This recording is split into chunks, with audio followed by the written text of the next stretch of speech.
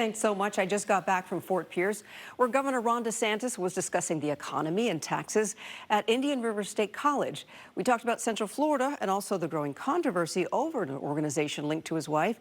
It concerns a $10 million payment that some say was inappropriately used to help campaign against a ballot measure that would have legalized recreational marijuana in the state last November. The Florida House has abruptly ended their probe into Hope, Florida.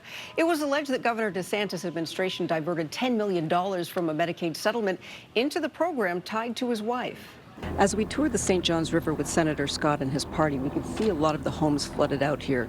The St. Johns River also has issues because smaller canals also flow water into here that can cause flooding even if it's not raining. I'm on the escalator in Terminal A on the way to baggage claim. This is the part where you get off and you cross your fingers that your bags don't take a long time to come. Remember this drone show in Orlando last month? The video went viral after that horrifying accident at Lake Eola on December 21st.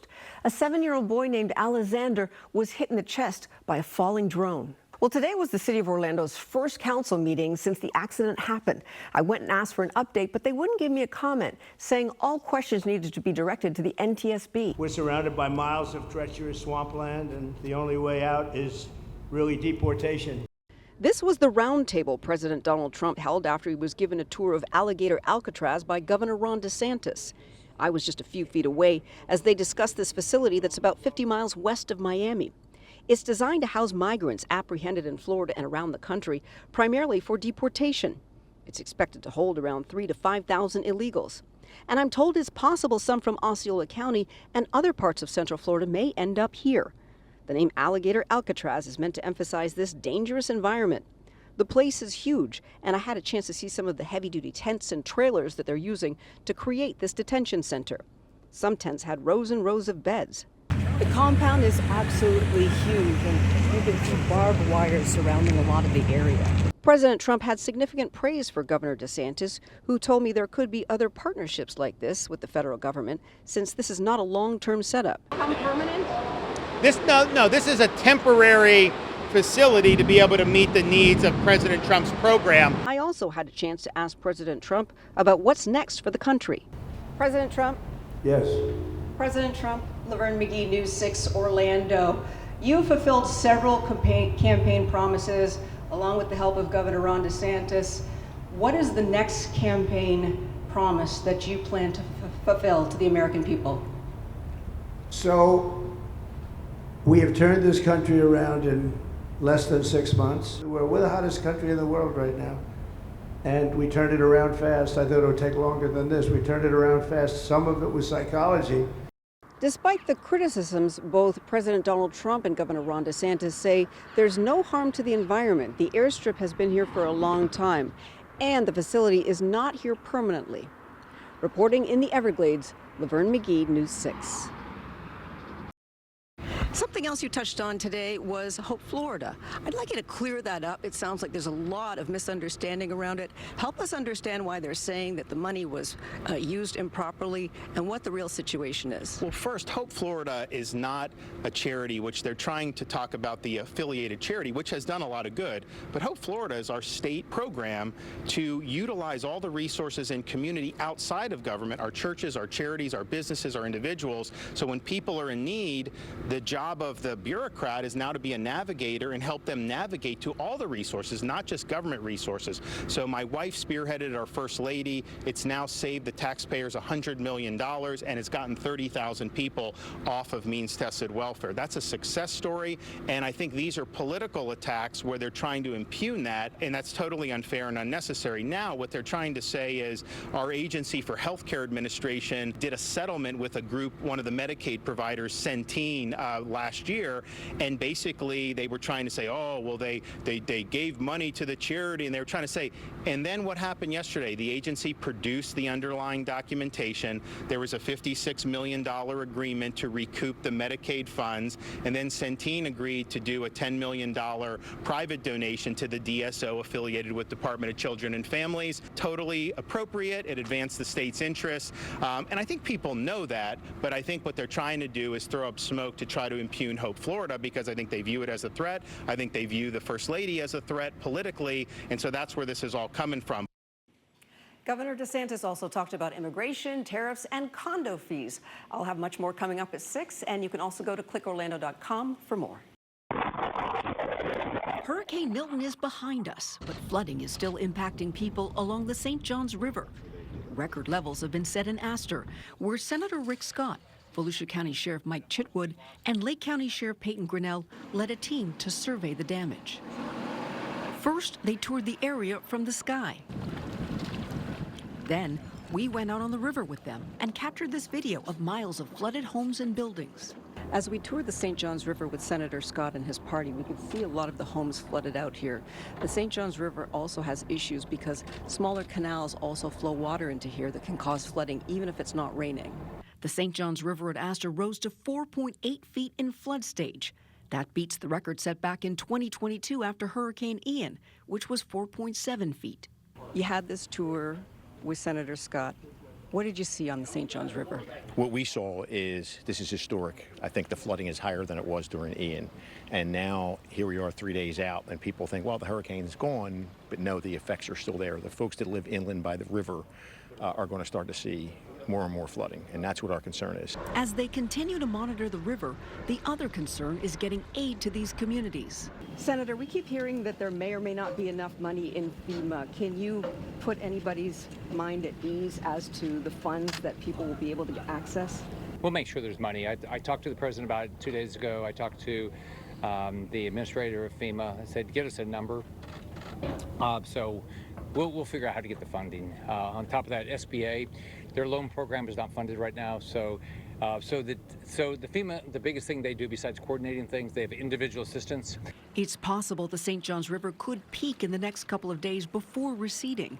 Officials say it could take over a month for the St. Johns River to completely flush itself out to the Atlantic Ocean, but it depends on how much rainfall the area gets. Laverne Mcgee, Getting Results, News 6.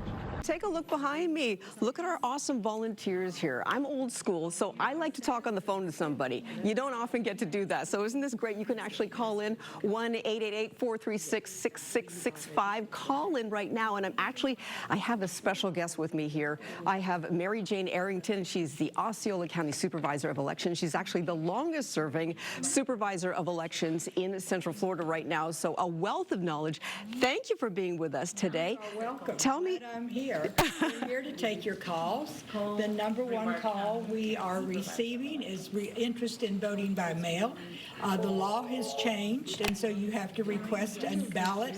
If you haven't requested one this year, then you need to give us a call here or call your local Supervisor of Elections office. So it is so important to vote. Explain to people what these ballots are like, because we know in the primary that's different than a general, and your county has 37% NPA. Is that correct? Right. In the primary, you receive a ballot by your party, but in the general election, everyone is going to be receiving the same ballot in your precinct. So it's going to be a long ballot because there's 6 constitutional amendments, and there may be some local initiatives also.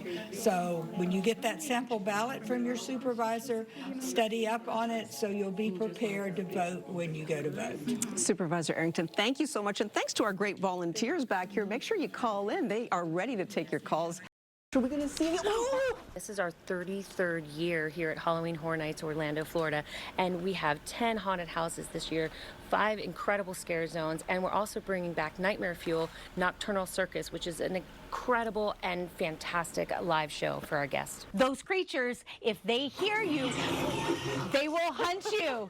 So, Quiet Place, we're also featuring in A Quiet Place American Sign Language, which the main character, Reagan, she is deaf and she performs American Sign Language. We have amazing content, 10 incredible haunted houses, 5 scare zones, a live show, and so much more. Our chefs have gone outside of their comfort zone, creating amazing specialty foods. We also have incredible, unique merchandise. There's something for everyone at Halloween Horror Nights. Listen to my whisper. These 5 scare zones are incredibly immersive. They're all very different to each other, and they provide our guests with some really cool, unique experiences. Everybody's going to love this character. Yeah. Now, this is Phoebe Spangler, and Phoebe is fighting Goraka, the big bad. Goraka's terrifying. Way too big.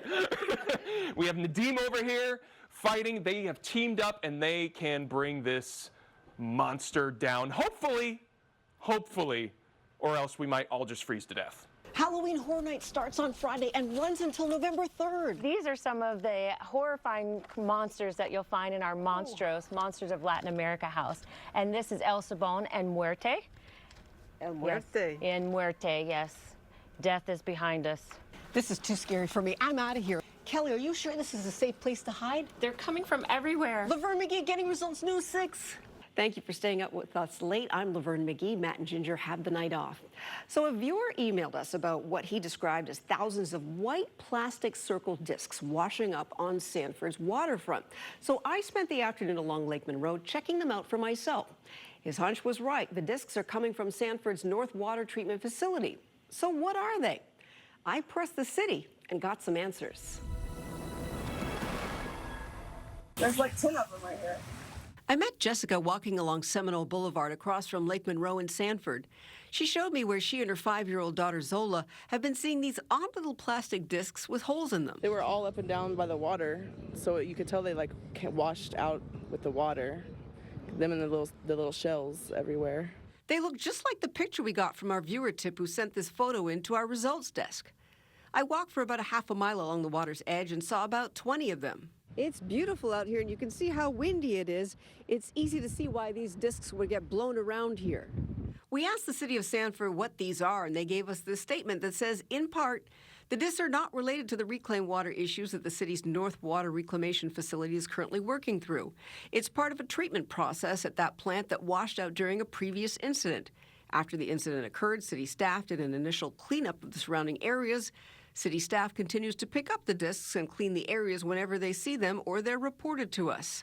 The discs do not pose a health risk. But Jessica worries about her daughter's safety and has warned her not to pick them up. Do you feel like the city should explain a little bit more? Yeah, if we're finding them, we should know it. We should have the opportunity to know what they are. Do you live around here? Yeah, we live here in Sanford. Close by? Well, over on 25th Street. Also new tonight, unwelcome insect invaders traveling in packs and quickly growing in numbers. They're looking for a few good gardens to graze on. So a viewer in DeBerry asked us to find out what they are. News 6's Mike Valenti took on the challenge to find out about the eastern lubber grasshoppers. And he tells us what you can do to get results and protect your plants. To be honest, as we hopped around this DeBerry neighborhood, we kept striking out. No signs of the eastern lubber grasshopper.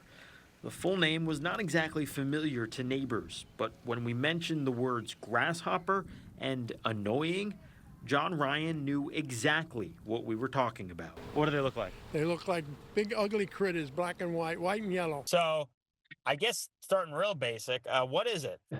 Well, it's just a great big grasshopper that bothers people. Dr. Norman Lepla is a professor of entomology at the University of Florida. Oh, it eats their plants primarily.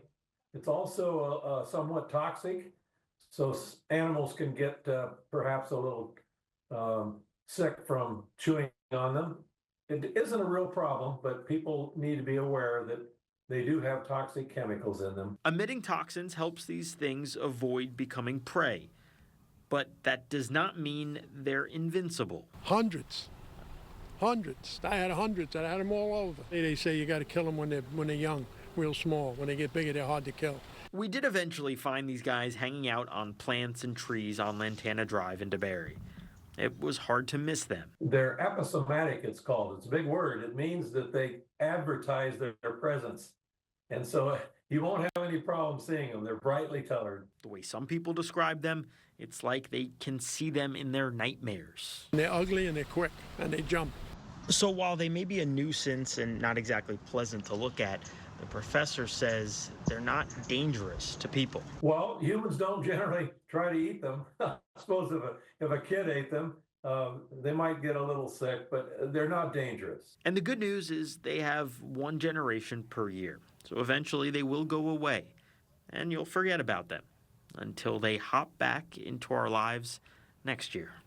Mike Valenti, Getting Results, News 6. New tonight out of Volusia County, deputies shared body cam video as they approached a 4-year-old boy who was found wandering alone in people's backyards. A neighbor was worried because the boy was trying to get into their above-ground pool. So you can see one of the deputies picking up the little boy. They go door to door looking for where he lives. Now, someone who has a small child gives him a shirt and some shoes to wear to keep him warm. The boy was spotted on Devonshire Street in Deltona around dinner time last night. His home was just a couple of blocks away, but what they found out when they knocked on the door was that his mother and an unrelated roommate are facing felony charges now. Here's body cam video from later on when they took that man, RM Pastor, into custody. He told deputies he noticed the boy's mother left the house without a word to anyone to watch over her son. But they say Pastor himself later went to the store knowing the boy was unsupervised. Pastor and the mother, Alicia Solaro, both are facing felony child neglect charges. When deputies reached the father, he left work and picked up his son as soon as he could. They say that dad did nothing wrong. Well, it's a sigh of relief for people living in Ormond Beach after months of pushback from people living nearby. The company behind plans for a controversial fuel terminal announced they're switching to a new site in another county, Flagler. That $75 million fuel storage facility is now proposed for Palm Coast. It would go off PV grade and US 1 near one of the city's wastewater treatment plants. Over the last 2 years, Volusia County residents fought against Belvedere building on its original proposed site off Hull Road in Ormond Beach. They were worried about it being too close to homes, a sports complex, and businesses. Volusia County leaders then got $10 million from the state to give Belvedere if they'd move their project elsewhere.